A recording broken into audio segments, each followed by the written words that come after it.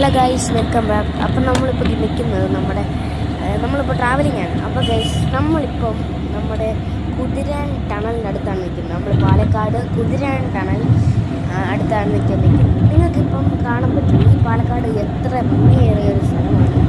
ആ കോടമഞ്ഞൊക്കെ ഇങ്ങനെ ഇറങ്ങുന്നത് എന്തൊരു ഭംഗിയാണ്. ഇപ്പോൾ ഗൈസ്, നമ്മൾ കുതിരാൻ ടണലിൻ്റെ അകത്ത് കയറാൻ ഒരു കുറച്ച് നേരം കൂടെ ഉള്ളൂ. അങ്ങനെ നമ്മൾ കുതിരാൻ ടണലിൻ്റെ അകത്ത് കയറിയിരിക്കുന്നു. ഏകദേശം 6 മീറ്റർ നീളമുള്ള ഒരു ടണലാണിത്.